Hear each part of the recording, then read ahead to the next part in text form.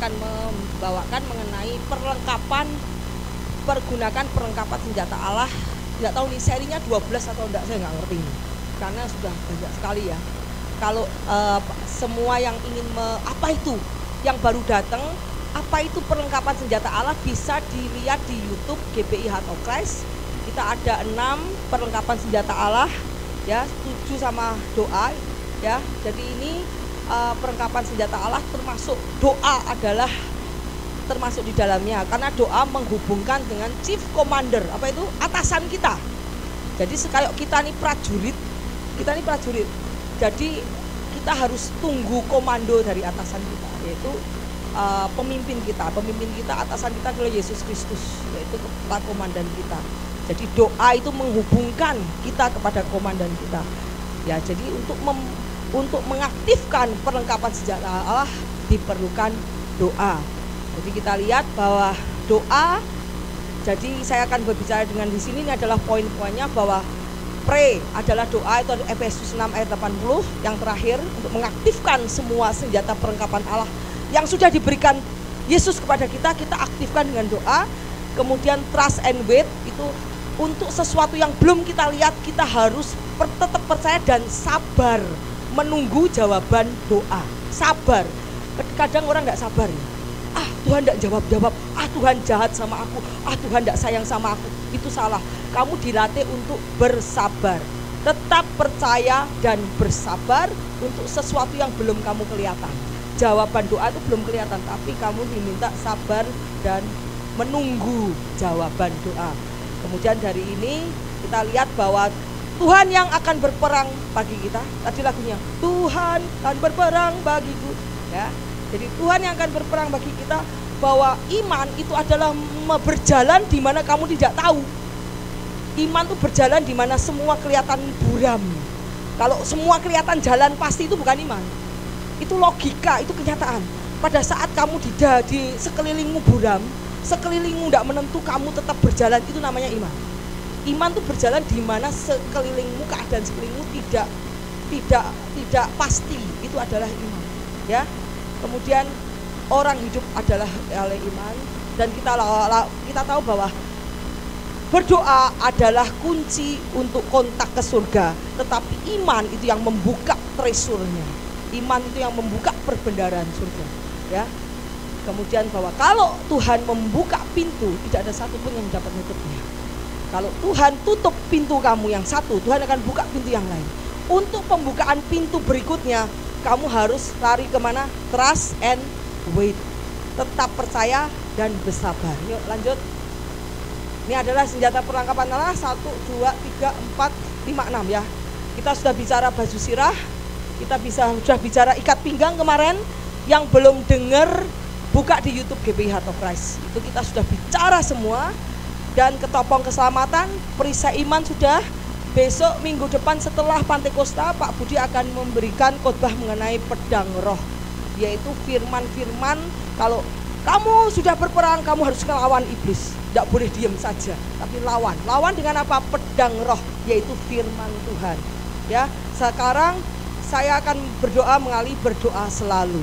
Jadi ini setelah ini selesai, nanti kita akan khotbah. Saya akan membawakan mengenai akhir zaman, karena itu kedatangan Tuhan sudah sangat dekat ya. Jadi di sini saya akan berbicara mengenai berdoa selalu kepada chief komandan kita ya. Yuk kita lanjut. Kita lanjut bahwa di sini kita berbicara bahwa cara doa memberikan kuasa di bumi dan di surga. Kita tahu bahwa ayat Matius 28 ayat 18. Kepadaku Tuhan mendekati mereka dan berkata, kepadaku telah diberikan segala kuasa di surga dan di bumi. Aku berkata kepadamu, sesungguhnya apa yang kamu ikat di dunia akan terikat di surga, dan apa yang kamu lepas di dunia akan terlepas di surga. Dan lagi aku berkata kepadamu, jika 2 orang daripadamu ini, 2 orang, tidak usah banyak, 2 orang daripadamu ini sepakat. 2 orang itu juga termasuk suami istri. Maaf ya, kalau ada suami istri yang satu tidak suka, jangan ditabrak. Mudeng ya. Kalau suami istri yang satu, aku tidak mau, aku tidak suka sama orang itu, stop. Kalau tidak suka, tinggal. Tuhan tidak akan memberkati. Karena Tuhan bilang 2-3 orang sepakat kamu maju bersama, Tuhan memberkati. Ya, jadi kita lihat jangan ada perselisihan di antara kamu karena uang, karena job, karena kerjaan. Saya sudah pengalaman banyak sekali. Hidup saya penuh dengan pengalaman. Dan kalau satu saya tidak suka, saya tabrak, pasti saya gagal. Itu sudah, kalau saya mau cerita banyak banget. Nanti di lain kali ya. Saya mau cerita nanti soal doa, soal kesaksian lain kali. Tapi kalau ada 2 orang itu termasuk suami istri, satu tidak suka atau satu tidak sepakat, jangan ditabrak. Tidak akan ada berkat. Bukan saya nyepatani tapi mendoakan atau ngutuki, no. Itu adalah resepnya Tuhan. Itu adalah His law, hukum, gitu ya. Karena apa? Pengalaman pribadi. Semua saya pengalaman doa sangat banyak ya. Dan lagi aku berkata kepada, jika 2 orang daripadamu sepakat meminta apapun juga, permintaan akan dikabulkan oleh Bapakku di surga. Sebab di mana 2 atau 3 orang berkumpul dengan nama, di situ aku ada di tengah mereka. Jadi kalau kamu berdoa tidak harus kumpulan PD, tidak usah. Sepasang suami istri itu adalah suatu lembaga yang dibentuk Tuhan pertama kali, betul? Lah, 2 sepasang suami istri aja cukup. Kamu sama anak cukup, dua orang aja cukup. Kalau kamu sepakat, artinya satu hati. Ngerti? Sepakat tuh satu hati, satu pikiran, satu tujuan. Jalan, ngerti gak? Serahkan kepada Tuhan, Tuhan akan berkati. Tuhan akan lead your step. Step itu apa? Pimpin kamu punya step. Step itu jalan-jalan. Jalannya tidak langsung tembus. Pertama ini sampai naik ke atas. Jelas ya? Ya, kita lihat. 2 Tawarik 7 ayat 14. Dan umatku yang atas namanya disebut merendahkan diri, berdoa mencari wajahku, lalu berbalik dari jalannya jahat, maka aku akan mendengar dari surga dan mengampuni dosa serta memulihkan negeri mereka. Negeri mereka itu keadaan. Kalau kamu merasa ada sesuatu, sakit, penyakit, pergumulan, beban berat, keuangan, stres, atau apapun yang kamu minta ke Tuhan, mencari wajah Tuhan, berbalik, Tuhan ampuni aku. Kalau merendahkan diri, jangan merasa tuh kita, wah aku tuh tidak punya dosa, aku tuh tidak berdosa loh Bu, aku tuh baik, aku sudah melakukan A, B, C, D, E, tidak seperti itu. Lah itu larinya ke orang Farisi nanti. Jadi kalau setiap orang merasa tidak berdosa, malah dia sendiri yang tidak dilemparkan sama Tuhan. Karena setiap orang harus merendahkan diri di hadapan Tuhan. Doa mencari wajahku, ia berbalik dari jalan yang jahat, aku akan mendengar. Tuhan janji akan mendengar doa dan mengampuni mereka, memulihkan. Jadi keadaan yang saat ini terpuruk, yang saat ini terjatuh, Tuhan akan pulihkan ya. Tapi dengan apa? Berdoa mencari wajahku, berbalik dari jalannya yang jahat. Ini hukum A, dapat B. Tahu ya? Hukum A-nya mana? Berdoa.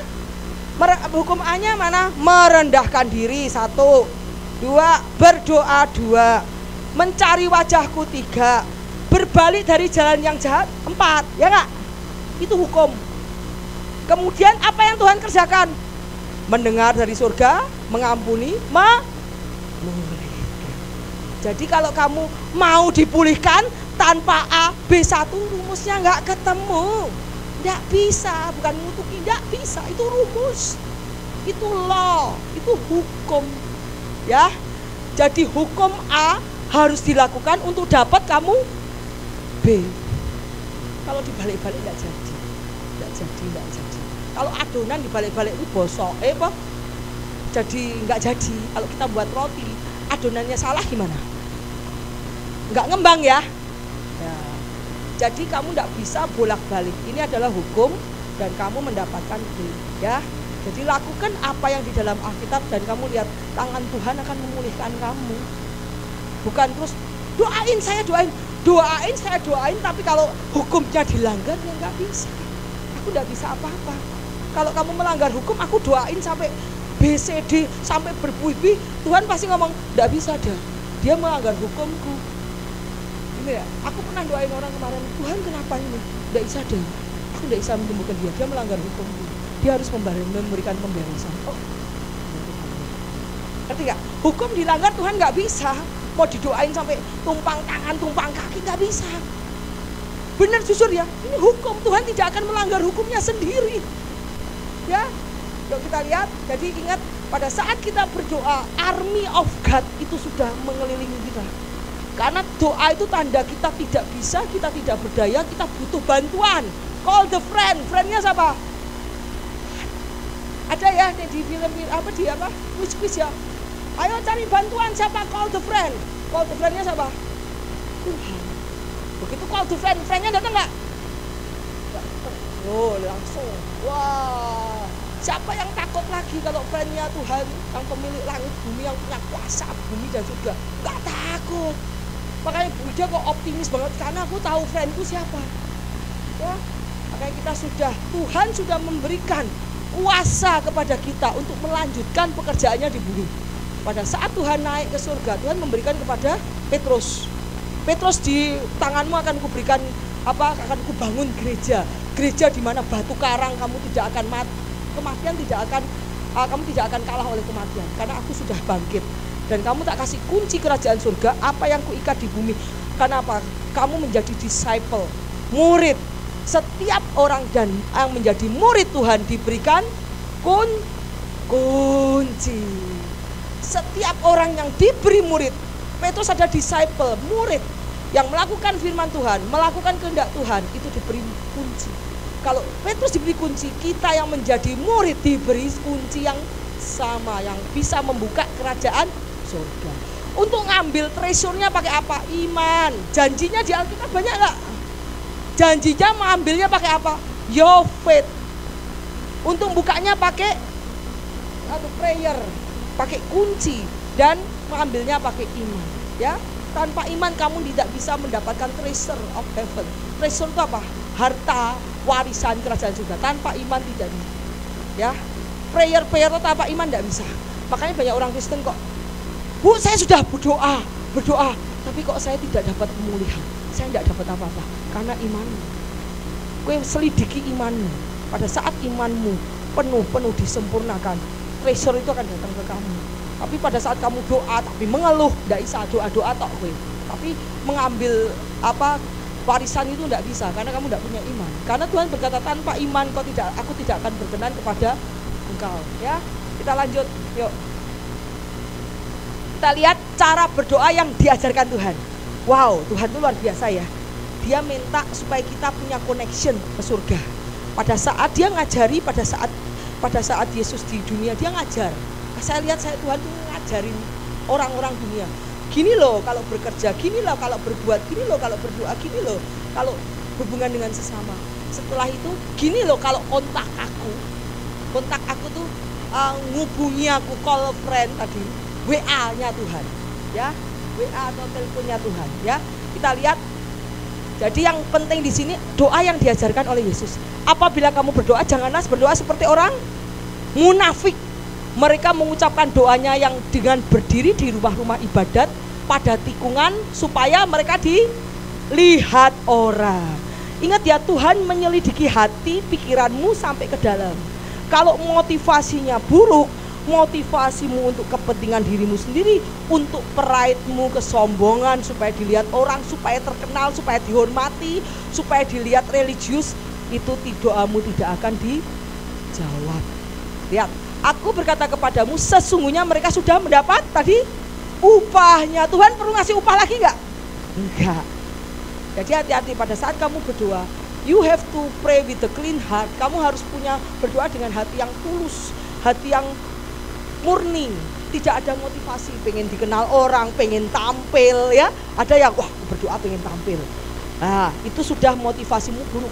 Motivasimu itu kamu berdoamu tidak akan dijawab Tuhan. Ya. Jadi jika engkau berdoa, masuklah ke dalam kamarmu. Nah, ini tidak harus ya. Tutuplah pintu. Lah kalau kamu di restoran gimana? Maksud harus cari pintu. Saya mau doa makan, tiba-tiba saya cari kamar. Nah, enggak harus sih. Cuman di sini maksud saya, Tuhan tuh melihat motivasi kamu dalam berdoa. Your heart, berdoa itu untuk apa? Ya, jika kau berdoa, masuklah ke dalam kamarmu, tutuplah pintu, berdoalah yang kepada Bapamu yang ada di tempat tersembunyi, maka Bapamu yang melihat tersembunyi akan membalaskan. Ya, ini kenapa dikasih ini, supaya kalau berdoa tuh tidak usah sombong dilihat orang, wah gitu lah aku religius, wah aku hebat doanya, nah aku pengen tampil, pengen dihormati lah. Itu adalah motivasi doa yang salah. Lagi pula dalam doamu jangan kamu bertele-tele seperti kebiasaan orang yang tidak mengenal Allah. Kalau doanya panjang-panjang, itu Tuhan bilang kalau doamu bertele-tele seperti kebiasaan orang yang tidak mengenal Allah. Karena apa? Kamu tidak mengenal Allah. Kalau kamu ngomong sama temen, sahabat, perlu bertele-tele enggak? Enggak kan? Lah, enggak usah. Tuhan itu adalah sahabat kamu. Tuhan itu your father, papa kamu, bapak di surga. Kamu nih ngomong sama bapak bertele-tele enggak? Enggak. Jadi itu berarti kalau yang bertele-tele itu seperti orang yang tidak mengenal Allah, tidak mengenal bapaknya sendiri. Kalau kamu ngomong, "Mah, aku butuh ini, mah, ini." Cynthia enggak mau, "Mah, agak nih sebetulnya ini." Mama Cynthia enggak akan bilang itu. Pasti Cynthia, "Mah, ini uang kurang nih, mah, buat gajian, ini mah kurang."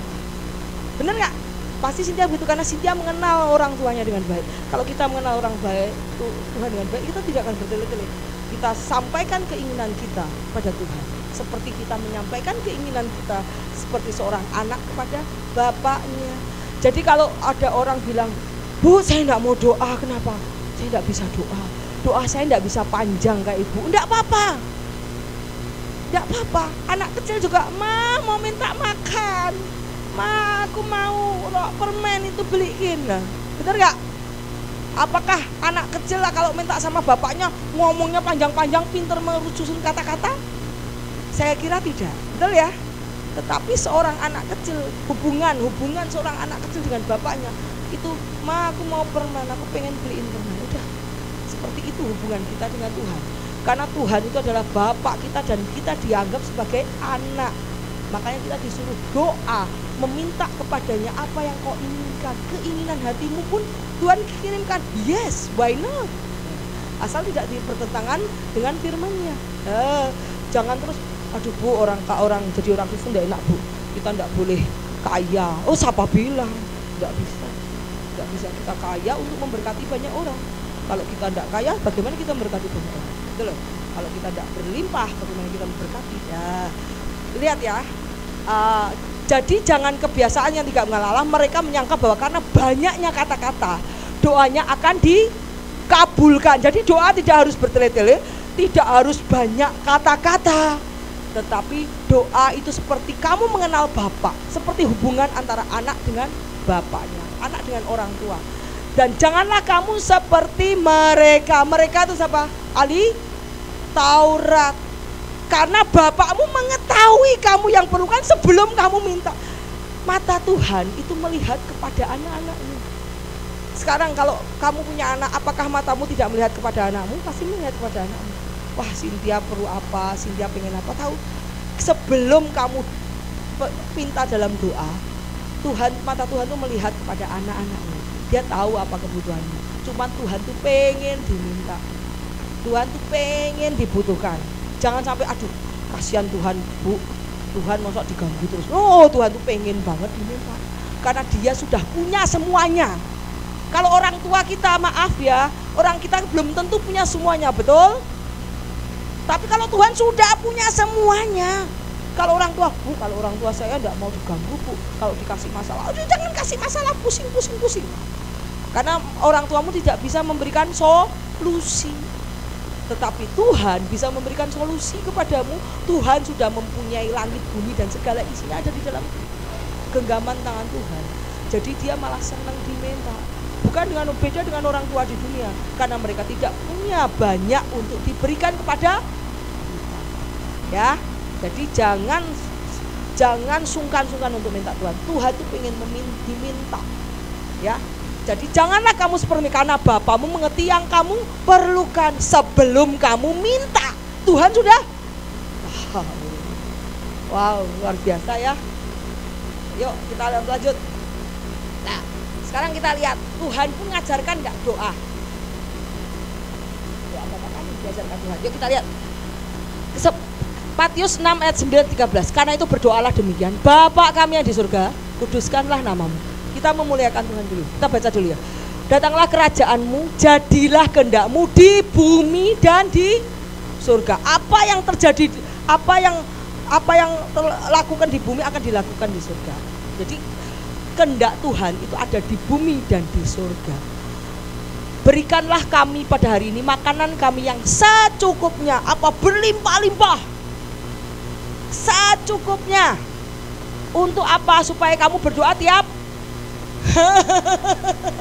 supaya sekarang kalau bapak dikasih anak uang 50M, hilang enggak anaknya? Anak yang hilang gimana? Dikasih warisan pergi sampai habis, enggak punya apa-apa baru Bapak, dulu ya, kamu ya, begitu dapat uang hilang, begitu habis datang lagi.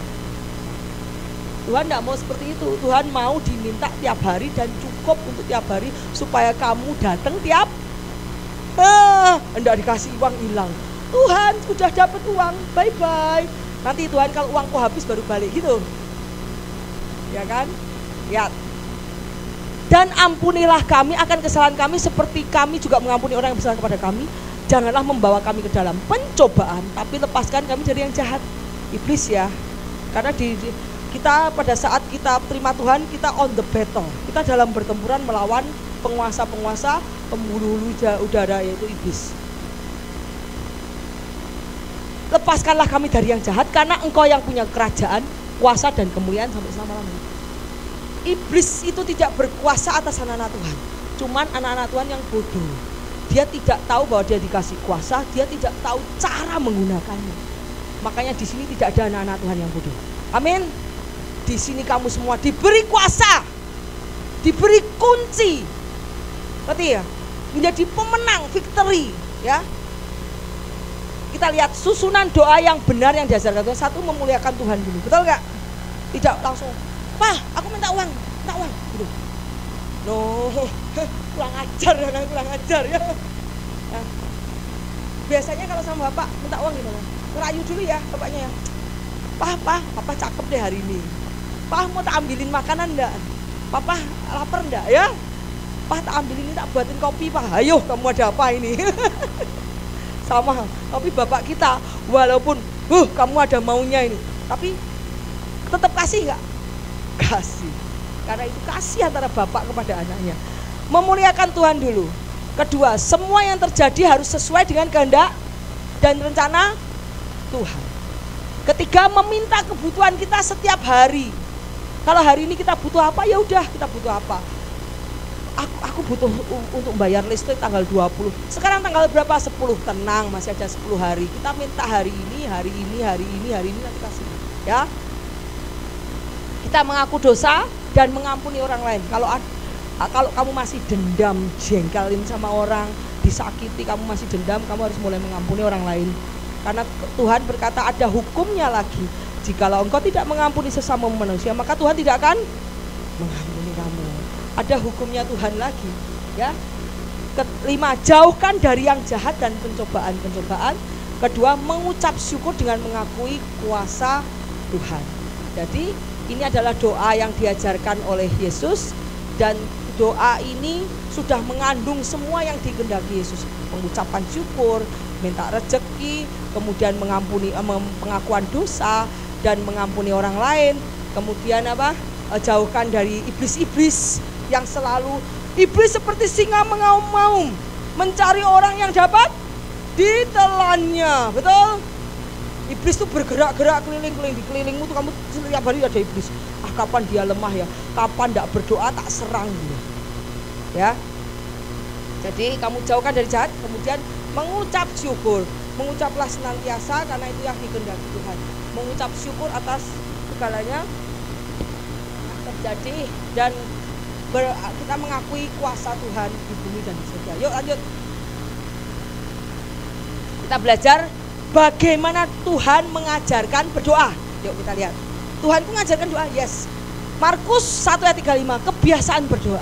Pagi-pagi benar, waktu hari masih gelap, ia bangun dan pergi keluar. Ia pergi ke tempat yang Nih, bukan tempat yang rame ya, supaya aku berdoa enggak. Dan berdoa di sana itu menjadi suatu kebiasaan. Kita lihat di kitab Daniel, bagaimana Daniel juga punya kebiasaan doa yang baik. Demi didengar Daniel bahwa surat perintah itu telah dibuat, pergilah ia ke rumahnya. Dalam kamar atasnya ada tingkap-tingkap yang terbuka ke arah Yerusalem. 3 kali sehari ia berlutut, berdoa, serta memuji Allahnya seperti yang biasa dilakukan. Buatlah doa menjadi habit, kebiasaan. Kalau tanpa doa tuh kamu rasanya belum ketemu Tuhan tuh tidak afdol. Kayak kamu belum ketemu pacar, ya toh? Kayak kamu belum ketemu orang tua. Nah, karena Yesus kekasih jiwaku, ya adalah sungguh apa? Nah, seperti engkau bertemu dengan kekasihnya. Anggap doa itu buat doa itu sebagai habit, kebiasaan. Terus kita lihat Lukas 2 ayat 41-42, menerima kekuatan. Kemudian ia menjauhkan diri dari mereka kira-kira 10 batu, lalu ia berlutut dan berdoa, Bapakku, jika engkau mau, ambillah cawan itu daripadaku, tapi bukan kehendakmu melainkan kehendakmu lah yang jadi. Ya, ini bagaimana Tuhan di Getsemani, ingat toh? Di Getsemani pada saat dia bilang waktu Tuhan mau dicobai, dia tahu kalau mau ada penderitaan, yes. Dia tahu kalau ada mau dianiaya, yes. Saat itu Tuhan kalau bisa cawan ini lalu daripadaku. Itu ada iblis di situ, ada 2 kuasa gelap di Getsemani. Satu iblis yang mau bilang, jangan, kamu tidak usah ikut kehendak Bapak. Kamu mendingan jangan tolak cawan itu, cawan penderitaan jangan kamu ambil. Bilang aja sama Bapak. Tuhan bilang, kalau cawan ini boleh lalu, biarkan cawan ini lalu daripadaku. Tapi kalau aku harus meminumnya, memang harus tugasku untuk meminumnya, jadilah kehendakmu. Dan Tuhan pasrah, tunduk kepada kehendak Bapaknya, ya. Kita lihat bahwa di dalam Getsemani ada 2 roh yang bekerja. Satu roh kudus, yaitu satu malaikat, satu lagi malaikat jahat, yaitu yang untuk Tuhan supaya menolak kehendak Bapaknya, dan malaikat yang memberi kekuatan. Kalau kamu harus masuk ke badai, masuklah, aku akan menyertai kau. Kamu akan kubuat kuat di dalam badai. Kita lihat buktinya, kita lihat loh bagaimana Tuhan disiksa mati-matian, disuruh disiksa, dilucuti, naik ke Golgota. Itu Bapak kemarin bilang, saya kalau ngelihat Yesus kok bisa ya enggak mati ya. Itu bisa tengah jalan harusnya mati, tapi kuat loh, tahan sampai jam 3 sore itu, sampai teteleste sudah selesai. Itu Tuhan tuh dari perjuangannya itu bisa tahan. Kenapa? Karena yang memberi kekuatan adalah Bapaknya.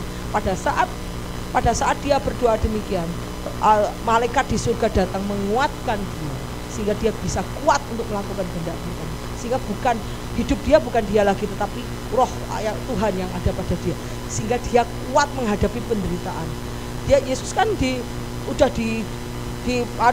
dimasukin di penjara dulu, terus kemudian baru besok dilucuti, dianiaya, ke Golgota, mikul salib sendiri sampai disalib. Itu berapa perjalanan yang sangat panjang. Kalau orang biasa udah mati. Tetapi Tuhan, kenapa dia kuat? Karena Tuhan yang memberikan kekuatan. Kita lihat ayatnya, Filipi 4:13, segala perkara dapat kutanggung di dalam Dia yang memberi kekuatan kepadaku. Kisah para Rasul, diberi kuasa untuk menyembuhkan. Ketika itu ayah Publius terbaring karena sakit, demam, disentri itu. Tadi ada yang mules-mules, tadi siapa? Yang minta apa tadi?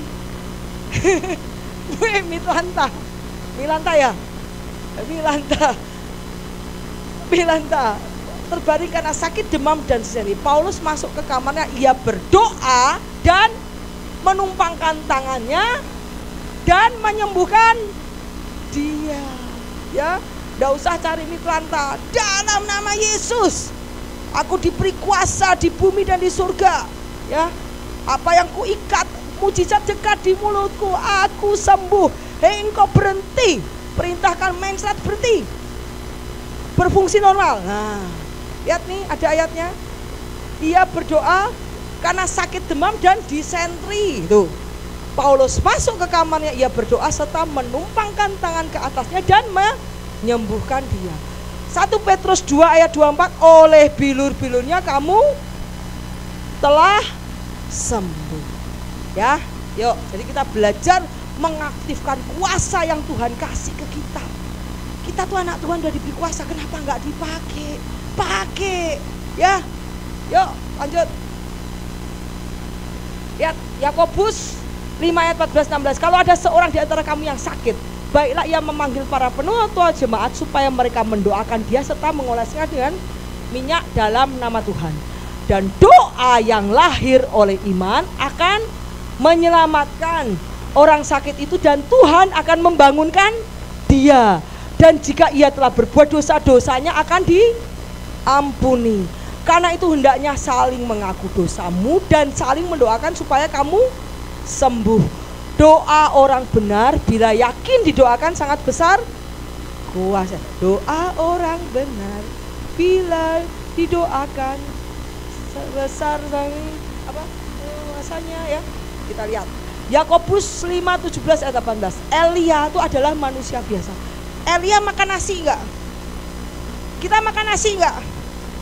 Elia dia berdirinya mengambang apa injak bumi. Kita injak bumi enggak? Apa beda kita sama Elia? Bedanya dia punya, dia tahu, dia ngerti puasa dipakai, kita enggak dipakai. Ya. Nah, Elia adalah manusia biasa sama seperti kita. Makan nasi juga, 3 lapar juga. Injak bumi jalannya juga enggak ngambang, mati enggak mati juga. Walaupun dia diangkat Tuhan, kita diangkat enggak nanti? Ayo angkat. Ya enggak? Kita diangkat enggak? Siapa yang enggak diangkat? Enggak mau, saya mau diangkat. Ya. Elia adalah manusia biasa dan ia telah bersungguh-sungguh berdoa supaya hujan jangan turun. Hujan tidak turun selama di bumi selama 3 tahun 3 bulan. Lalu ia berdoa pula, langit menurunkan hujan dan bumi pun mengeluarkan buahnya. Gila enggak kuasa Tuhan itu di bumi dan di surga. Apa yang dikatakan jadi dilakukan Tuhan. Wow. Begitu sangat dia dekat sama Tuhan. Kita bisa enggak? Bisa. Manusia sama kita. Tapi kita harus punya hubungan. Doa menjadi habit kita. Kita punya connection. Wifi-nya tuh bukan wifi-nya pray. Ya. Passwordnya apa? Faith.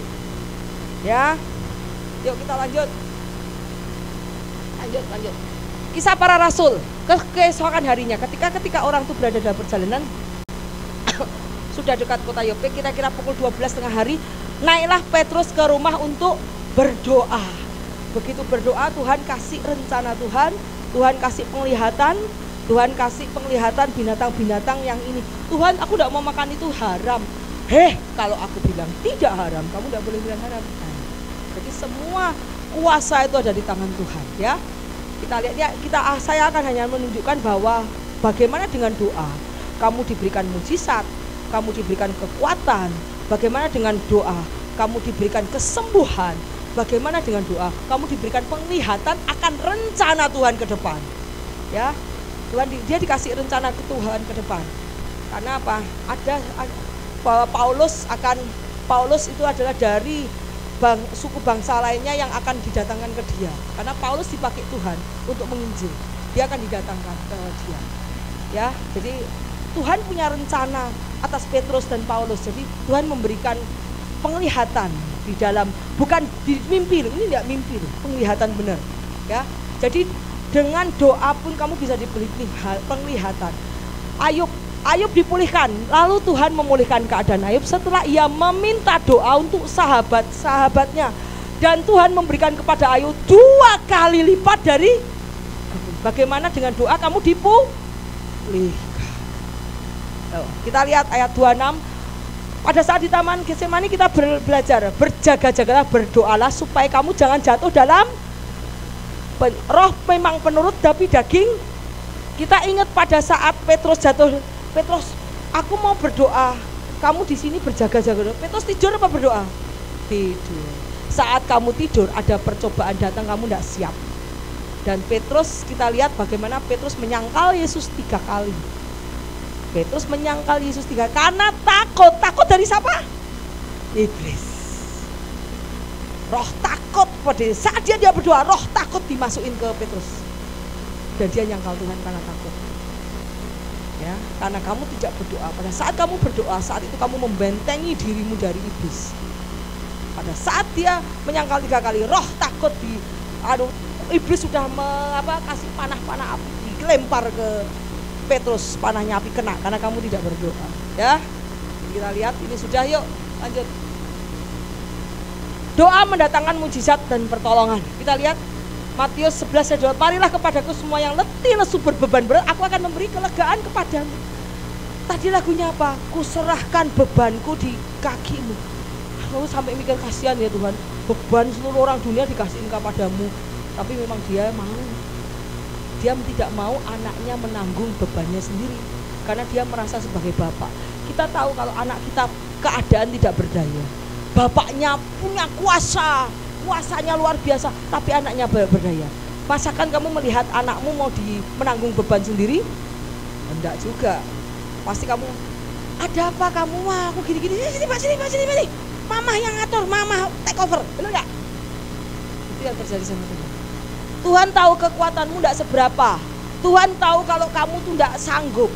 Makanya begitu Bapak kita Allah yang kaya, raja, pencipta alam semesta, ngelihat anaknya, ya ampun kamu gitu baju take over, sudah kamu tenang saja, take over. Itu juga yang terjadi kepada seorang orang tua kepada anaknya. Kalau orang tuanya mampu ya dah, orang tuanya mampu pasti lihat anaknya tidak mampu, take over, udah kamu bambang. Sama Tuhan juga ini, karena Tuhan Allah yang sanggup mencipta kita juga. Makanya dia lihat anak-anaknya merasa kemampuan kamu tidak seberapa, sini aku yang take over. Udah kamu tenang saja, kamu diam saja. Itulah Tuhan kita ya. Kita lihat, lalu disuruhnya orang banyak duduk di rumput, dia mengambil 5 roti 2 ikan. Yesus menengadah ke langit dan mengucap berkat. Mengucap berkat atau mengucap syukur. Jadi kamu kalau dapat 100, 200 jangan ngomel. Hari ini penjualan sepi, dapatnya dikit. Nih, stop. Berapa yang kamu ambil, Tuhan terima kasih untuk berkatmu hari ini. Ya, Tuhan akan limpahkan menjadi 5 roti 2 ikan menjadi banyak. Ngerti ya? Itu kenapa saya bisa ngomong, karena saya alami di dalam hidup.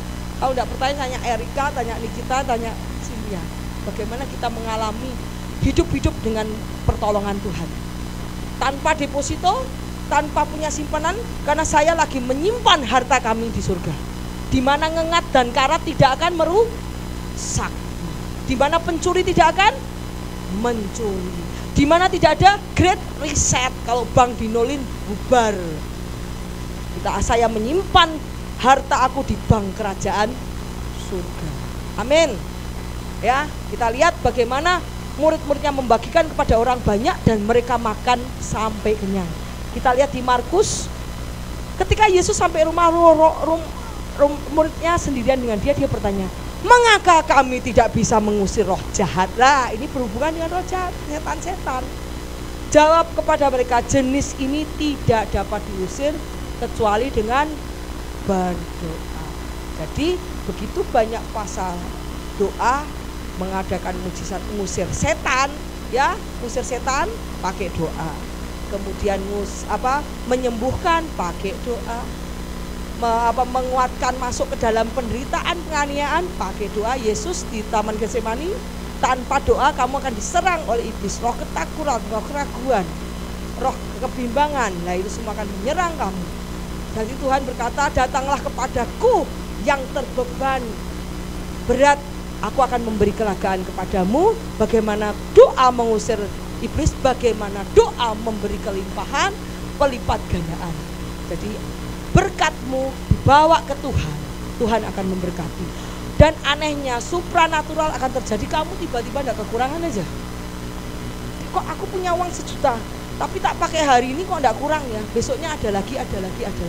Itu namanya pelipat gandaan berkat. Saat engkau mengucap syukur dan membawa kepada Tuhan, pelipat gandaan terjadi. Kita belajar dari 5 roti 2 ikan. Kemustahilan terjadi. Yuk lanjut. Tawarik, sementara itu seluruh Yehuda berdiri di hadapan Tuhan, juga segenap keluarga mereka dengan istri mereka. Lalu Rahasiel dan Sakaria bin Benaya, seorang Lewi dari Bani Asaf dihinggapi roh Tuhan di tengah jemaat dan berseru, camkan hai seluruh Yehuda, penduduk Yerusalem dan tuanku Raja Yehuda, beginilah firman Tuhan, janganlah kamu takut terkejut karena laskar yang besar itu, sebab bukan kamu yang akan berperang melainkan Allah. Jadi ini ceritanya Raja Yosafat itu dikepung oleh 3 negeri. 3 negeri ngepung satu negeri dan dia ketakutan. Pada saat dia takut tidak bisa menang karena kalah berperang, dia datang kepada Tuhan. Pada saat dia datang kepada Tuhan, ada seorang di antaranya, seorang Lewi dari Bani Asaf, tiba-tiba dikasih roh Tuhan dan berkata kepada Yosafat, Tuanku Raja, firman Tuhan berkata, kowe diam saja, Tuhan akan berperang. Dan akhirnya mereka semua tidak dikalahkan, tapi mereka mengalahkan 3 negeri itu. Tuhan akan berperang untuk kamu dan kamu diam saja. Tuhan tahu kekuatanmu tidak seberapa, yes. Tuhan kamu tidak berdaya, yes. Serahkan semua Tuhan, Tuhan akan take over, ya. Tuhan yang akan berperang untuk kamu. Yuk lanjutnya. Nah kita belajar di Samuel. Ini juga ini. Samuel 17:45, tapi Daud berkata kepada orang Filistin, engkau mendatangi aku dengan pedang dan tombak, tetapi aku mendatangi engkau dengan nama Tuhan semesta alam. Hari ini juga, jangan berani loh. Padahal dia masih gini loh. Ini Filistin ini gini. Aku mendatangi engkau hari ini juga, kamu akan kulumpuhkan, aku akan menang, kamu akan akan memenggal kepalamu. Jangan pede banget ya. Pede itu apa? Percaya diri. Perang sudah belum? Belum. Tetapi ada perkataan iman di dalam mulutnya. Perkataan iman. Dia percaya bahwa Tuhan pasti menolong dia. Dia tahu Tuhan pasti membela dia. Wow, itu yang Tuhan mau. Ada perkataan iman Tuhan. Waduh, besar itu. Wah, kita kalah itu. Wah, kalah. Menang enggak? Kalau perkataanmu, wah kita kalah sama itu besar, kita kecil, kita kayak belalang, wah nggak berani maju, kalah. Itu iblis yang ngasih, itu besar loh, kamu kecil loh, kamu kayak belalang, itu kayak raksasa, kamu enggak, itu iblis bisikin kita tolak dalam nama Yesus. Aku bisa karena Allah bisa, tidak ada yang mustahil bagi Tuhan. Ngerti ya? Jadi pada saat ini sudah pede bahwa hari ini juga Tuhan akan menyerahkan engkau ke dalam tanganku dan aku akan mengalahkan engkau dan memenggal kepalamu. Waduh, padahal sudah kecil gitu, pede. Memang dia bawa pedang? Kagak. Tuhan tidak bawa pedang. Memang dia bawa apa itu? Lah kalau meleset gimana? Pikir enggak meleset? Tapi Tuhan yang membuat enggak meleset, tahu enggak? Jadi Tuhan yang ngetepel jebret diarahkan ke tuk mati. Jadi Tuhan yang berperang, bukan Daud.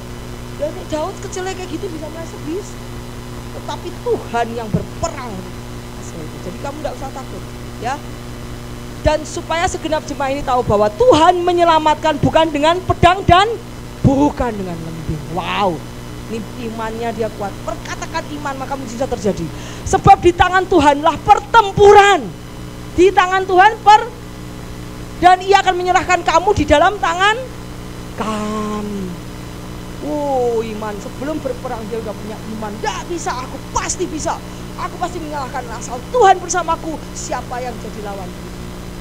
Wow, langsung bala tentara surga akan melawan orang itu dan kamu victory. Ngerti ya? Jangan keluarnya, aduh tidak bisa.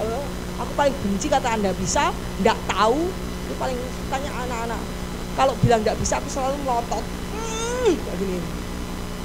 Tanya karyawan-karyawan saya. Ya, ketika orang Filistin itu bergerak maju untuk menemui Daud, maka segeralah Daud berlari ke barisan musuh untuk menemui orang Filistin. Lalu Daud memasukkan tangan dalam batu, diambilnya batu dan terjumuslah mukanya di tangan. Demikianlah Daud mengalahkan orang Filistin dengan umban dan batu. Ia mengalahkan orang Filistin dan membunuhnya tanpa pedang di tangan. Ya, Tuhan ingin menunjukkan bagaimana kuasanya Dia. Tanpa kamu berbuat apa-apa, mereka juga bisa kalah karena namaku yang besar, karena kuasaku yang besar. Ya, Tuhan pasti menunjukkan. Yuk, Lanjut. Kita lihat Lazarus dibangkitkan. Ini pada saat Yesus membangkitkan Lazarus, dia juga bilang kepada bilang kepada Tuhannya, berdoa kepada Bapaknya. Maka mereka mengangkat batu, Yesus menengadah ke atas mencari wajah Bapaknya. Menengadah ke atas mencari wajah Bapaknya. Bapa, aku mengucap syukur kepadamu karena engkau telah mendengarkan aku. Aku tahu bahwa engkau telah mendengarkan aku, tetapi karena orang banyak berdiri di sini mengelilingi aku mengatakannya supaya mereka percaya bahwa engkaulah yang telah mengutus aku. Dan sesudah berkata demikian, berserulah ia dengan suara keras, Lazarus, marilah keluar. Orang yang mati itu datang keluar, kaki tangannya masih terikat dengan kain kapan dan mukanya tertutup dengan kain peluh. Yesus berkata kepada mereka, bukalah kain itu, berdirilah.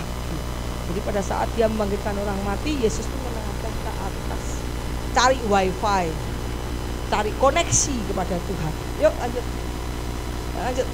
Ya, kita lihat. Aku tahu segala pekerjaanmu, aku telah membuka pintu bagimu yang tidak dapat ditutup oleh seorang pun.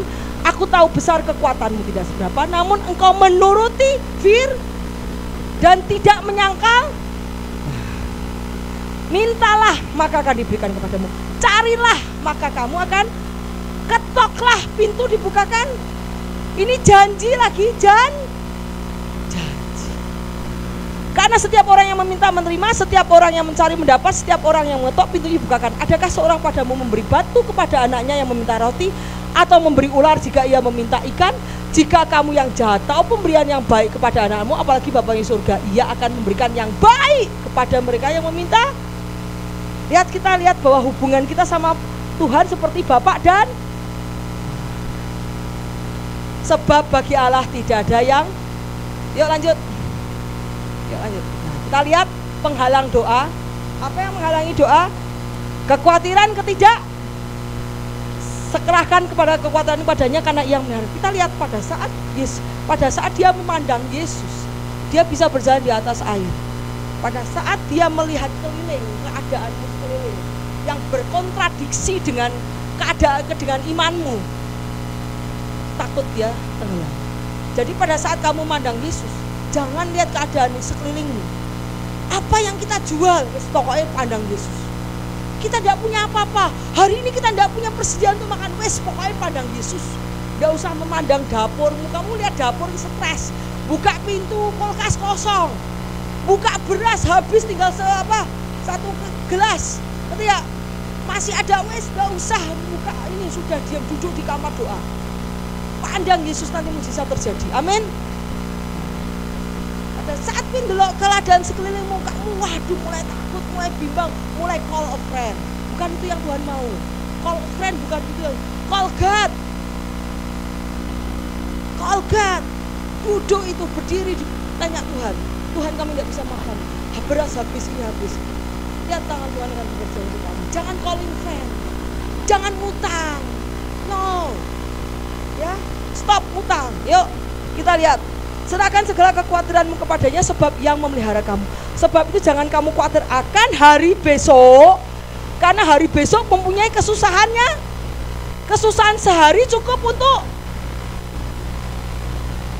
aku belum bisa membayar. Kapan bayar kontrakan kapan? Bulan depan. Adalah masih bulan depan, tenang. Kenapa? Masih bulan depan, masih jauh. Kesusahan sehari itu sehari. Setiap hari doa, nanti bulan depan bisa kebayar. Asal lu setiap hari doa, Bapa kami apa yang kita butuhkan hari ini, setiap hari doa, lu lihat akan mujizat terjadi. Lihat nih, sebab janganlah kamu khawatir akan hari besok, karena hari besok mempunyai kesusahan sehari. Kesusahan sehari cukup untuk sehari, besok punya kesusahan lagi. Kita doa lagi, kesusahan sehari dipikir sehari. Jangan mikirnya kesusahan sekarang, mikirnya berlarut-larut, itu salah. Itu tidak dalam Alkitabiah. Ya, hendaklah ia meminta dalam iman, sama sekali jangan bimbang. Sebab orang yang bimbang sama dengan gelombang laut yang diombang-ambingkan kian kemari oleh angin. Orang demikian janganlah mengira bahwa ia akan menerima sesuatu dari Tuhan. Kalau kamu bimbang, kamu khawatir, kamu doamu, kamu tidak akan menerima apa-apa. Karena apa? Iblis berusaha ngasih roh bimbang, roh khawatir, roh ketidakpercayaan akan pertolongan Tuhan. Itu selalu dilepaskan di pikiranmu. Pada saat kamu kena arrow itu apa? Panah api iblis. Kamu tidak percaya Tuhan, kamu tidak menerima mukjizat. Kamu ngomel sama Tuhan. Padahal yang membuat kamu tidak menerima mukjizat adalah kekhawatiran, roh ketakutan yang sudah dipanahkan iblis. Ya. Sebab orang yang mendua hati tidak akan tenang. Akhirnya kamu bingung, khawatir, gelisah. Jadi kalau sudah kamu serahkan khawatir pada Tuhan, udah pasrah aja. Ya. Kamu akan lihat tangan Tuhan bekerja. Lihat, janganlah takut sebab aku menyertai engkau. Janganlah bimbang. Tuhan bilang tidak boleh bimbang. Sebab aku ini Allahmu, aku akan meneguhkan, akan menolong engkau. Aku akan memegang engkau dengan tanganku membawa. Ini adalah janji. Jadi kalau kamu ambil ayat ini, kalau engkau bimbang, aku tidak akan bimbang. Karena aku tahu siapa Allahku. Allahku yang akan meneguhkan aku, Allahku akan menolong aku, Allahku akan membawa aku dengan tangan kanannya dan membawa aku ke dalam kemenangan. Perkatakan kata-kata ini saat kau bimbang, dan iblis itu akan lari daripadamu. Ya, jadi pada saat bimbang itu kamu dikena iblis, khawatir karena iblis. Perkatakan kata ini. Jadi iblis akan lari. Yuk lanjut.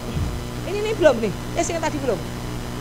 Lalu Petrus berseru menjawab, Tuhan, apabila itu datang kepadaku, suruhlah aku datang kepadamu berjalan di atas air. Yesus bilang, datanglah. Maka Petrus turun dari perahu, berjalan di atas air, mendapatkan Yesus. Ketika dirasa tiupan angin, takutlah ia akan dan mulai tenggelam.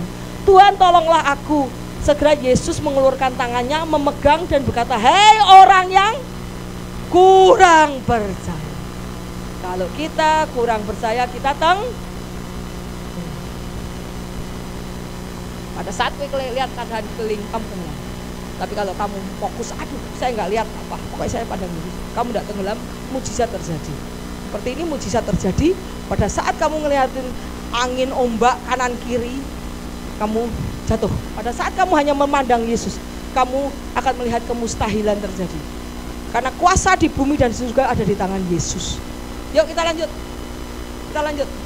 Kedua, doa tadi itu penghalang doa tadi kekhawatiran. Dua, memuaskan hawa nafsu. Kita lihat Yakobus 4 ayat 3. Kamu berdoa tetapi kamu tidak menerima apa-apa karena kamu salah berdoa. Sebab yang kamu minta hendak habiskan untuk memuaskan hawa nafsumu.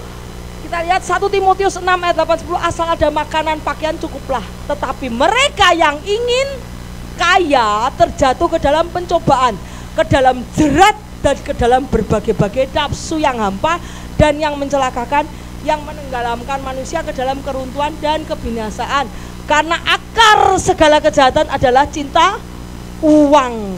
Oleh sebab memburu uanglah beberapa orang menyimpang dari iman, dan menyiksa dirinya dari berbagai duka. Kalau kamu tidak menyimpang iman, tidak masalah. Tapi kebanyakan orang cinta uang menghalalkan segala cara untuk mendapatkan uang. Jadi ini hubungannya ke 7 deadly sin, yaitu roh kesombongan. Sekarang Tuhan membuat kamu kaya, ada tujuannya? Ada, untuk menjadikan berkat bagi orang, bukan untuk pamer. Kalau untuk pamer, kamu akan jatuh kepada setan, yaitu roh kesombongan, roh ketamakan, roh iri hati. Roh iri hati enggak ya? Kita lihat kesombongan, ketamakan, iri hati juga bisa. Kenapa? Kamu lihat lagi yang lebih kaya. Kesombongan, ketamakan, iri hati, kemarahan, hawa nafsu, kerakusan, dan malas. Ingat ya, orang malas tidak masuk surga karena itu adalah roh jahat. Jadi jangan di sini ada yang malas. Ya. Yuk kita lanjut. Tidak ada pertobatan. Kita lihat, sesungguhnya tangan Tuhan tidak kurang panjang untuk menyelamatkan, pendengarannya tidak kurang tajam untuk mendengar, tetapi yang merupakan pemisah adalah kejahatanmu yang membuat ia menyembuhkan diri terhadap kamu sehingga ia tidak mendengar, ialah dosamu. Jika kamu berdiri untuk berdoa, ampunilah ada barang sesuatu dalam hatimu kepada seorang, supaya Bapamu yang di surga mengampuni kesalahanmu. Demikianlah hai suami-suami, hiduplah bijaksana dengan istrimu sebagai kaum yang lemah. Hormatilah mereka sebagai teman pewaris dari kasih karunia, yaitu kehidupan, supaya doamu jangan terhalang. Jadi suami-suami juga harus mengasihi istrinya supaya doa mereka tidak terhalang. Kita lihat Kain dan Habel sama-sama berdoa di hadapan Tuhan. Yang satu masih iri, iri. Jadi jadi persembahan Kain tidak dijawab Tuhan. Karena dia tidak mengampuni, karena dia ada iri, ada roh, karena not clean heart, hatinya tidak bersih. Yuk kita lanjut. Tidak bersyukur dalam doa, janganlah hendaknya kamu khawatir tentang apapun, tetapi nyatakan dalam segala keinginanmu dengan doa permohonan dengan ucapan syukur. Damai sejahteralah melampaui segala akal, memelihara hati dan pikiranmu dalam Kristus Yesus. Ulangan 8 ayat 18, tetapi haruslah kau ingat kepada Tuhan Allahmu, karena dialah yang memberikan kepadamu kekuatan untuk memperoleh kekayaan dengan maksud apa? Meneguhkan perjanjiannya. Kalau Tuhan tuh pengen sebenarnya kita untuk kaya. Jangan bilang, bu kaya enggak boleh, siapa bilang? Abraham karaya loh. Abraham tuh kaya sekali. Diberkatilah engkau, diberkatilah. Selalu berkat. Tetapi berkat itu berkat yang Tuhan berikan tidak menjauhkan kamu dari Tuhan. Tidak membuat kamu dalam dosa. Berkat itu membuat kamu semakin bersyukur, semakin dekat Tuhan dan menjadi berkat bagi orang lain. Ya. Nih lihat nih, haruslah engkau ingat pada Tuhan, karena dialah yang memberikan kepadamu kekuatan untuk memperoleh kekayaan dengan maksud meneguhkan perjanjian yang diikrarkan dengan sumpah kepada nenek moyangmu. Nenek moyang kita Abraham, yaitu seperti sekarang ini, yaitu nenek moyang kita dahulu-dahulu pada saat Tuhan memberkati Abraham dan keturunan seterusnya. Sekarang orang Yahudi kaya-kaya, yes, karena Tuhan kalau sudah memberkati, wow. Kita lihat 1 Tesalonika 5:16 ayat 18, bersukacitalah senantiasa. Kita harus selalu berucap syukur, bersukacita. Tetaplah berdoa, mengucap syukurlah dalam segala hal, karena itulah yang dikehendaki Tuhan dalam Yesus bagi kamu. Ingat, pada saat 10 orang kusta disembuhkan, berapa orang yang mengucap syukur? Satu. Yang 9 kemana? Kabur. Itu orang tidak tahu berterima kasih. Bukan siaya. Lalu Yesus berkata, bukanlah semua orang telah menjadi tahir, di manakah yang 9? Tidak adakah di antara mereka yang kembali untuk memuliakan Tuhan selain daripada orang asing ini? Malah orang asing memuliakan Tuhan. Yuk kita lanjut. Nah, kita lihat bahwa doa, kita lihat dari belajar dari kisah-kisah Alkitab, kita lihat bahwa doa itu mengaktifkan senjata perlengkapan Allah. Jadi dengan doa itu mengaktifkan perisai iman, mengaktifkan ikat pinggang, dan mengaktifkan semuanya. Jadi kita lihat Efesus 6 ayat 10, akhirnya hendaknya kamu kuat di dalam Tuhan dalam kekuatan kuasanya. Kenakan seluruh perlengkapan senjata Allah supaya kamu bertahan melawan tipu dan iblis. Sebab perjuangan kita bukan melawan darah dan daging, tetapi melawan pemerintah, penguasa, melawan penghulu udara yang gelap, melawan roh jahat di udara. Jadi kita tahu bahwa God tidak pernah kirim sesuatu orang pun ke dalam battle tanpa training dulu, tanpa memperlengkapi kita dengan senjata perlengkapan Allah. Kayak keselamatan, kebenaran, firman Tuhan. Kamu harus diperlengkapi dengan firman Tuhan, dengan kebenaran, kejujuran, dan semua yang di dalam Alkitab untuk melawan iblis. Karena spirit harus dilawan dengan spirit. Spirit tidak bisa dilawan dengan flesh, kamu tidak kelihatan musuhmu, benar gak? Tapi spirit dilawan dengan spirit, yaitu dengan Roh Kudus. Makanya kamu dimeteraikan dengan Roh Kudus untuk menjadi melawan-lawan roh di udara. Efesus 6 ayat 18, dalam segala doa dan permohonan berdoalah setiap waktu, setahun sekali, sehari sekali, atau setiap waktu? Setiap waktu. Setiap waktu itu terus menerus. Saya berdoa bisa 3 kali 4 kali. Kalau ada sesuatu, Tuhan tolong ini. Setiap waktu, bukan sehari sekali, bukan sehari 3 kali ya. Setiap waktu. Karena battle, peperangan kita bukan melawan darah dan daging. Roh-roh jahat ini berputar terus untuk menggugurkan kita punya iman. Berdoalah setiap waktu dalam roh, dan berjaga-jagalah dalam doamu dengan permohonan yang tak putus-putus untuk segala orang kudus. Orang kudus itu orang-orang yang sudah di dalam Tuhan. Juga untuk aku, supaya kepadaku jika aku membuka mulutku dikaruniakan perkataan benar, agar dengan keberanian aku memberitakan rahasia Injil yang kulayani sebagai utusan yang dipenjarakan.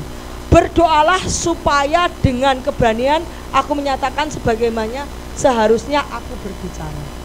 Berdoalah dengan keberanian, karena roh Tuhan akan memberikan roh keberanian. Ya toh? Tuh, kita jadi kalau pada saat kita berdoa, ini ya contohnya ya, pada saat kita berdoa kita sudah dipersenjatai oleh Tuhan. Kita sudah dikasih persenjata oleh Tuhan, terutama helm.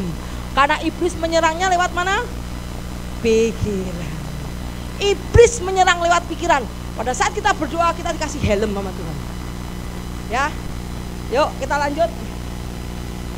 Kita lihat, sadarlah berjaga, lawanmu iblis berjalan keliling seperti singa mengaum-ngaum mencari orang yang dapat. Lawanlah dia dengan iman yang teguh. Bukan teguh di sini ada enggak? Sebab kamu tahu bahwa semua saudaramu seluruh dunia menanggung penderitaan yang sama. Jadi yang disetani orang, yang di dalam peperangan itu bukan kita semua. Semua orang di dunia mengalami yang sama, battle yang sama, pertempuran yang sama. Lawanlah dia dengan iman yang teguh. Karena senjata kami dalam perjuangan bukan senjata duniawi, melainkan senjata yang diperlengkapi oleh kuasa Allah untuk meruntuhkan benteng-benteng. Benteng-benteng itu kubu-kubu ketidakpercayaan, kubu bebalisme. Bebal ini dablek itu apa ya? Keras kepala dikasih tahu tidak bisa, itu kubu benteng itu yang membentengi untuk nasihat-nasihat masuk. Ya, jadi melainkan senjata yang diperlengkapi dengan kuasa Allah sanggup meruntuhkan benteng-benteng. Kami mematahkan setiap siasat orang dan merubuhkan kubu yang dibangun oleh keangkuhan manusia. Kadang orang kalau sudah dikasih tahu, tidak mungkin itu angkuh. Pada saat dia mempunyai pendapat yang keangkuhan, itu kita harus doa untuk mematahkan siasat atau keangkuhan manusia yang menentang pengenalan akan Allah. Kami menawan segala pikiran, menaklukkan kepada pikiranmu itu ditaklukkan kepada Kristus. Dengan apa? Firman-Nya, ingat akan firman-Nya. Kalau ada, kamu nanti gini, aduh aku khawatir. 365 kali Tuhan bilang di Alkitab jangan takut. Dalam setahun kamu tidak boleh takut. Tahun depan kamu tidak takut, karena setiap hari Tuhan bilang tidak boleh takut. Jadi kamu menawan segala pikiran dan menaklukkan kepada Kristus. Senjata yang ditempa kepada engkau tidak akan berhasil. Setiap orang melunturkan tuduhan terhadap engkau dalam pengadilan akan engkau buktikan salah. Inilah yang menjadi bagian hamba-hamba Tuhan dan kebenaran yang mereka terima daripadaku. Demikianlah Tuhan. Karena apa? Roh Kudus dikasih di dalam hatimu, dan Roh Kudus akan memberi kamu nasihat untuk kamu berbicara, sehingga apapun tuduhan yang diberikan kepada kamu akan dianggap salah, akan engkau buktikan salah, karena Roh Kudus yang menuntun kamu dalam berbicara. Kita lihat iblis memanahi kita, berakarlah dalam iman. Iblis memanahi, ini iman, putus asa, dipanah keraguan, kebohongan. Kamu dipanah kebohongan, keraguan, putus asa, takut, itu mana? Kalau kita punya iman, tidak akan kena. Kalau kita punya pengenalan akan Allah, punya landasan yang kuat dalam firman, tidak akan kalah. Berakarlah dalam imanmu sehingga kamu dapat berdiri tegak oleh panah si jahat. Dan kita lihat pada saat kita berdoa, Tuhan yang berperang. Jadi kita berdoa, setan-setan tidak berani mendekat karena yang berperang adalah Tuhan. Ingat peperangan kita adalah di pikiran. Jadi ingat, jaga pikiranmu dengan pengenalan firman yang baik. Yuk lanjut.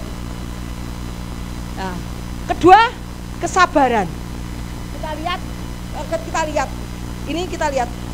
bahwa kadang-kadang doa kita belum dijawab. Betul nggak?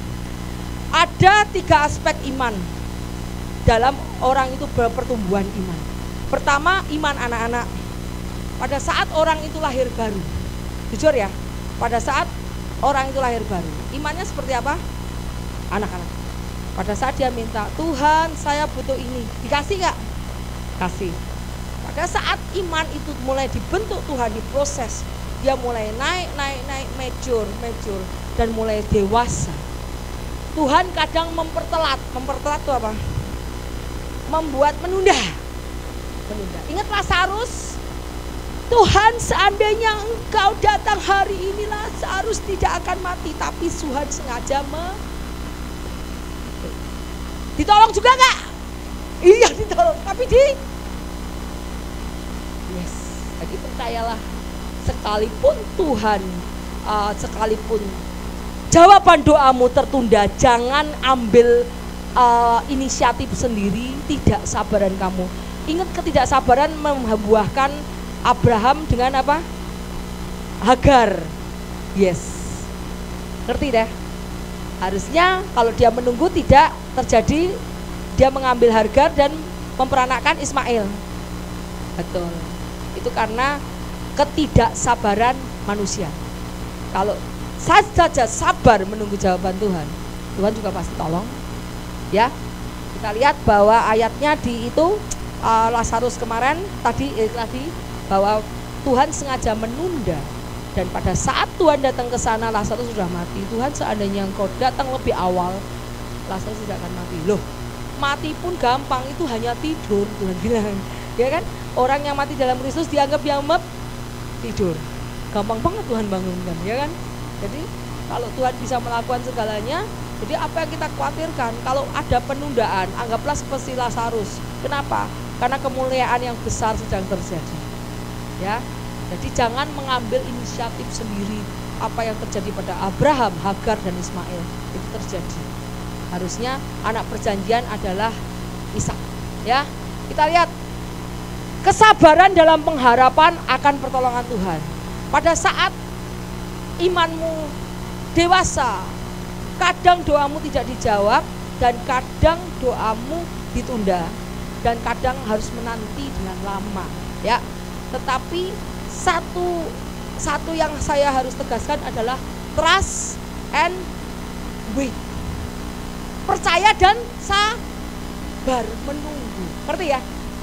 Trust and wait, percaya dan sabar menunggu. Yuk kita lihat.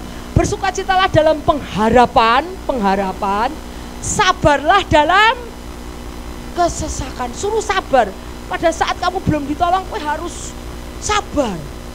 Bertekunlah dalam doa terus.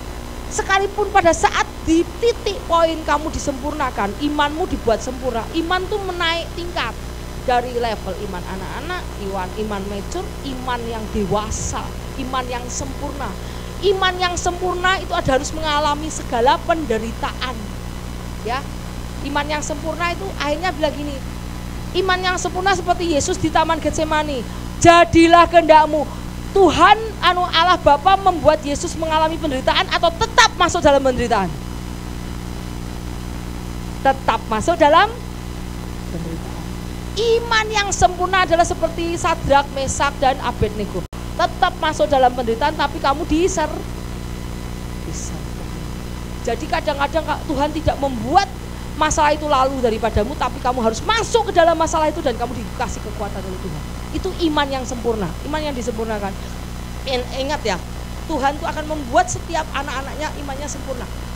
Kalau kamu belum sempurna, kamu akan dibawa ke sana. Jadi jangan kaget. Jangan kaget. Tuhan, Bu, saya doa tidak sembuh-sembuh. Tuhan, saya sudah doa tidak ada. Itu imanmu dibawa ke sempurna. Kalau kamu sempurna, kamu akan keluar jadi apa? Jadi apa? Kupu-kupu. Wow, creation, the new creation. Kamu sempurna, tidak bercacat celah, kamu siap bagi Tuhan. Kita lihat ayatnya. Jadi sabarlah dalam kesesakan, bertekunlah dalam doa. Oleh Dia kita memulai jalan masuk oleh iman. Betul? Oleh Yesus kita masuk oleh iman kepada kasih karunia ini. Di dalam kasih karunia kita berdiri dan kita bermegah dalam pengharapan akan kemuliaan Allah. Dan bukan itu saja, kita malah bermegah dalam kesengsaraan. Kita suruh bermegah dalam kesengsaraan. Padahal doa kita belum dijawab. Kita harus bermegah dalam kesengsaraan. Karena kita tahu kesengsaraan menimbulkan ketekunan terus berdoa. Dan ketekunan menimbulkan tahan uji. Tahan uji menimbulkan pengharapan. Wow, jadi kita lihat ya, pada saat kamu mempunyai iman yang disempurnakan, ini lihat. Jadi kita harus bermegah itu kita harus sabar dalam pengharapan. Kemudian kita bermegah dalam kesengsaraan. Kita tahu bahwa kesengsaraan menimbulkan ketekunan, tekunan terus menanti-nantikan, terus berdoa. Ketekunan menimbulkan tahan uji menimbulkan pengharapan akan pertolongan Tuhan, dan pengharapan tidak mengecewakan karena kasih Allah terah. Jadi kita harus kesabaran dalam pengharapan akan pertolongan Tuhan. Ya, pencuri datang untuk mencuri, membunuh dan membinasakan. Iblis datang untuk mencuri kebahagiaan kita, sukacita kita, damai sejahtera kita, pikiran kita dicuri dan membunuh. Dan tapi aku datang supaya mereka mempunyai hidup, mempunyai dalam segala kelimpahan.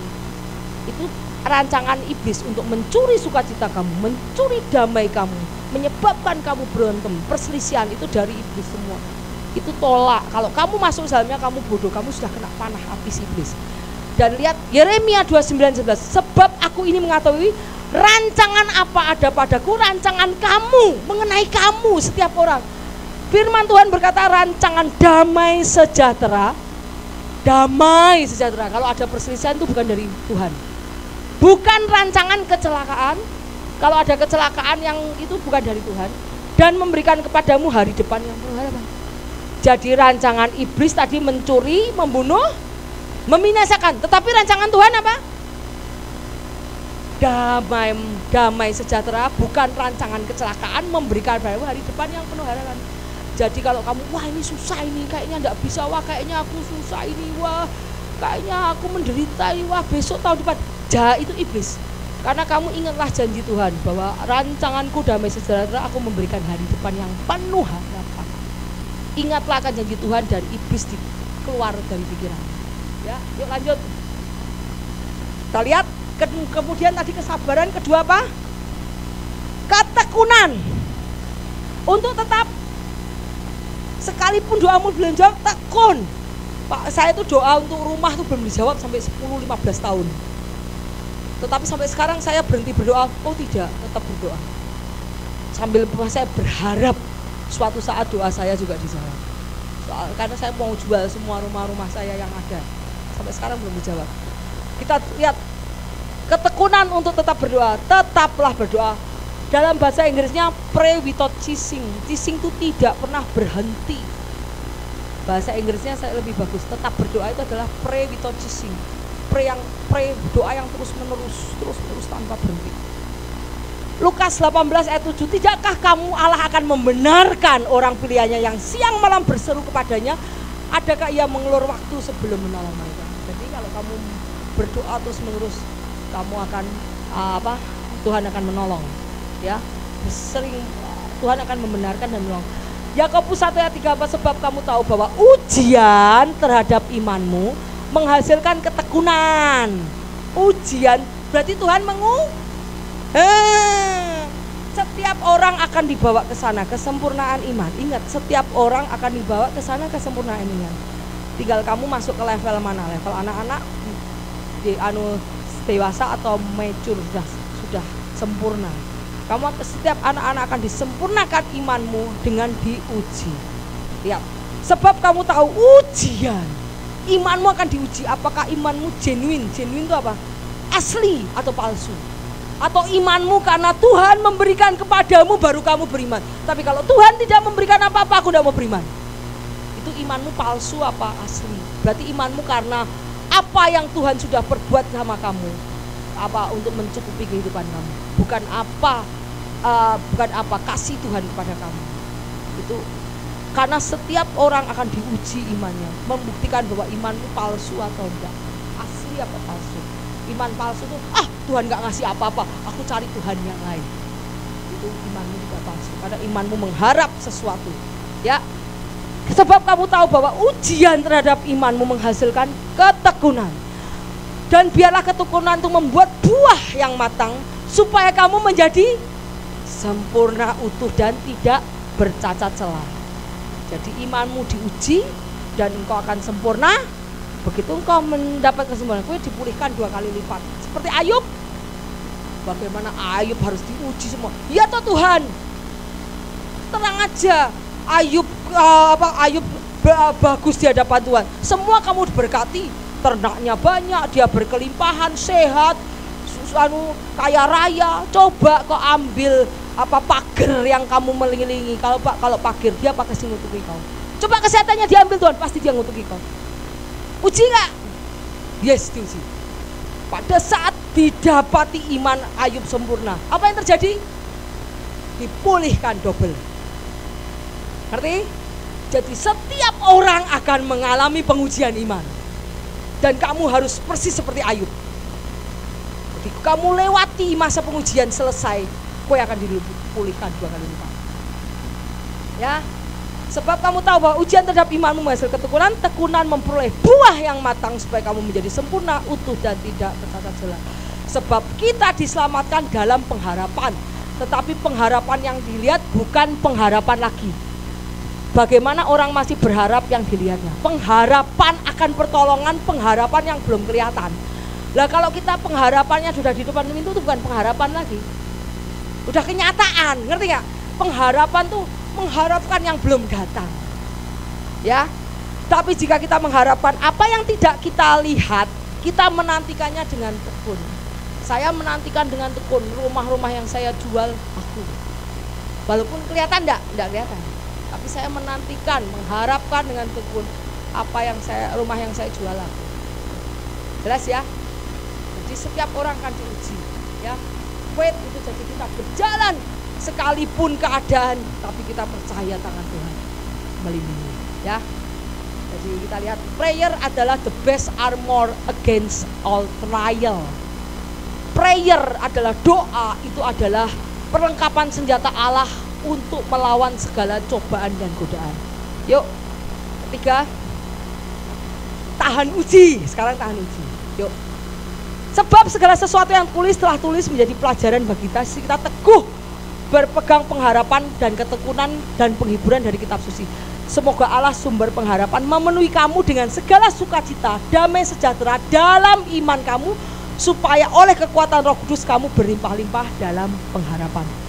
Jawab Yesus, sebab sudah kukatakan kepadamu, jika engkau percaya, engkau akan melihat kemuliaan Allah. Jadi kita harus tetap bertahan, tetap sukacita. Kita minta dalam kita menantikan pengharapan akan pertolongan Tuhan, tetap dengan segala sukacita dan damai sejahtera dalam iman. Dalam menantikan tetap bersukacita, tetap damai sejahtera, tidak boleh ngomel. Kalau ngomel kamu tidak masuk tanah Kanaan, tidak menerima susu dan madu. Kita menantikan susu dan madu, jangan ngomel. Kalau ngomel kamu dibuat muter terus di padang gurun, rugi. Ya. Yesaya 42, dia memberi kekuatan kita ingat nih, bahwa Yesus akan selalu memberi kekuatan yang lelah dan menambah semangat kepada yang tidak berdaya. Semuanya aku katakan kepadamu supaya kamu beroleh sedamai sejahtera dalam aku. Dalam dunia kamu menderita penganiayaan, yes. Tetapi kuatkanlah hatimu, aku telah mengalahkan dunia. Kita tahu bahwa Tuhan pun mengalami penganiayaan. Tuhan pun mengalami kesempurnaan iman. Why? Karena dia diuji imannya dan dia masuk ke dalam penganiayaan, dalam penderitaan, dalam penebusan dan takluk kepada kehendak Bapaknya, bukan keinginannya dia pribadi. Kalau keinginan pribadi, Tuhan lalukan cawan ini daripadaku. Tetapi karena dia mau tunduk kepada keinginan Bapaknya, ya udah tak minum Tuhan. Ya. Kita lihat bahwa semua yang lahir dari Allah mengalahkan dunia. Inilah kemenangan iman kita, mengalahkan dunia iman kita. Siapa yang mengalahkan dunia selain daripada dia yang percaya bahwa Yesus adalah anak Allah. Kita tahu sekarang bahwa Allah turut bekerja dalam segala sesuatu untuk mendatangkan kebaikan bagi setiap orang. Kita tahu bahwa Allah mendatangkan segala sesuatu, mendatangkan kebaikan bagi setiap orang yang mengasihi Dia, yang terpanggil menurut rencana Allah. Cerita ini seperti Yusuf. Pada saat Yusuf dijual ke Mesir, dia dari budak, Yusuf dari orang tua bapaknya yang manja, dibawa ke bawah, ke budak, ke pelayan, ke penjara, dibawa ke dalam penderitaan. Dia bertekun, dia sukacita, dia damai, dia tidak mengeluh, tetap bertekun. Dan kemudian setelah itu dia diangkat lagi, Tuhan lebih wajar. Tetapi dia penderitaannya lama itu. Tapi tidak satu pun di dalam penderitaan dia meninggalkan Tuhan. Di dalam penderitaannya dia diproses Tuhan, di bawah diproses Tuhan, dia mengalami tetap sukacita, tetap damai, tetap bertekun dalam doa. Dan saatnya selesai dia diangkat sama Tuhan. Dan dia menjadi raja di Mesir. Jadi penderitaan itu yang membawa kita ketekunan dan mengharapkan kepada Tuhan, dan itu membawa kita ke mahkota. Ya, kita lihat bahwa di sini kita lihat bahwa Roh Allah itu kita punya body, soul, and spirit. Tubuh kita tuh ada body, soul, dan spirit. Ya, spirit kita haruslah kita dipenuhi oleh Roh Kudus. Ingat 7 roh Allah yang saya ajarkan, roh apa? Hikmat, nasihat, ya, kekuatan, takut akan Allah, pengenalan akan Allah, roh apa? Roh kekuatan. Roh spirit itu yang akan mempengaruhi soul kita, mempengaruhi tubuh kita. Jadi semua itu dari spirit kita. Spirit kita tuh harus kuat di sini. Spirit yang kuat mempengaruhi jiwa yang kuat, tubuh yang kuat, pikiran tuh emosi, perasaan, logika di sini itu semua dipengaruhi dari spirit. Jadi spirit kita harus kuat, spirit kita harus dipenuhi oleh Roh Allah, 7 karunia Roh Allah. Ya, harus dipenuhi karunia Allah, baru yang keluar dari pikiran kita adalah Roh Allah itu. Ngerti ya? Tapi ingat, iblis bekerjanya dari luar. Dari luar yang nyerang-nyerang, bukan dari dalam, dari luar.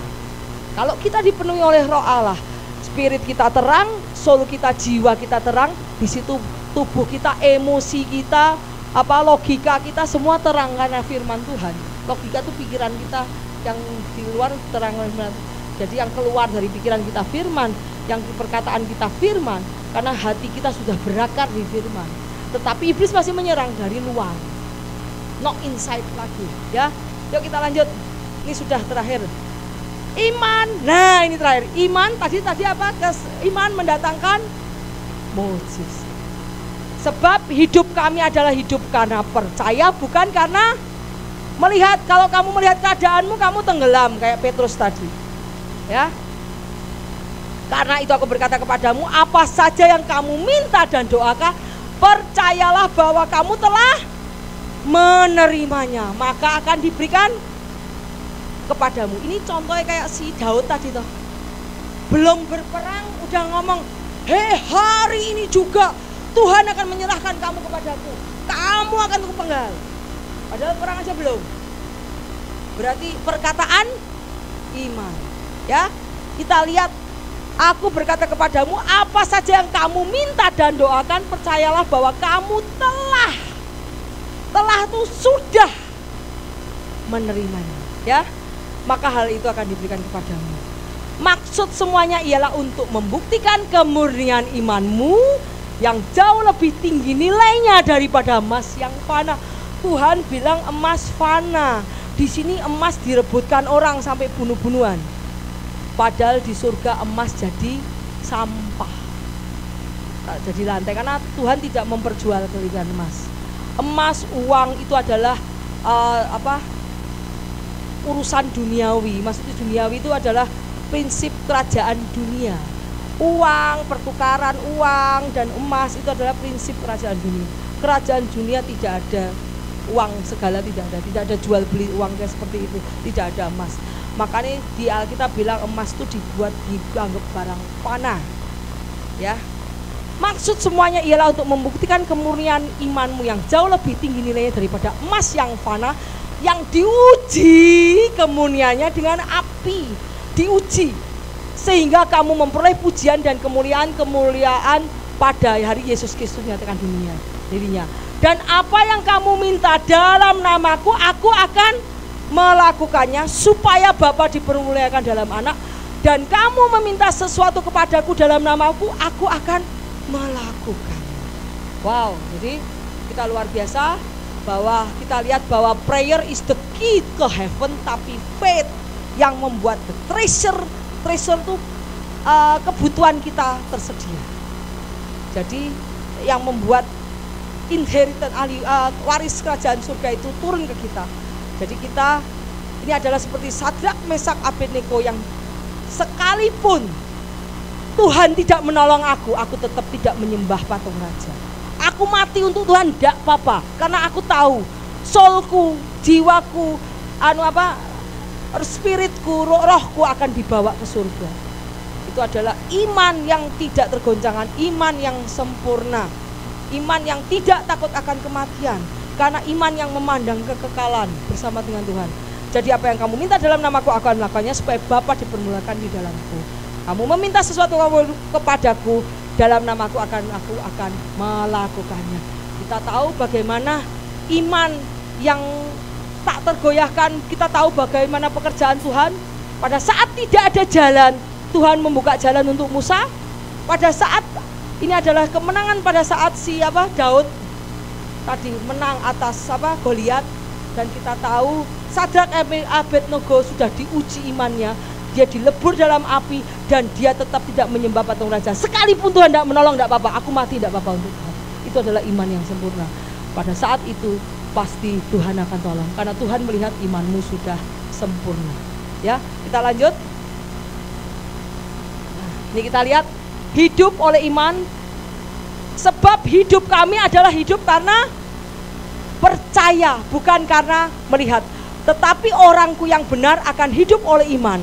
Dan apabila ia mengundurkan diri, aku tidak lagi berkenan kepadanya.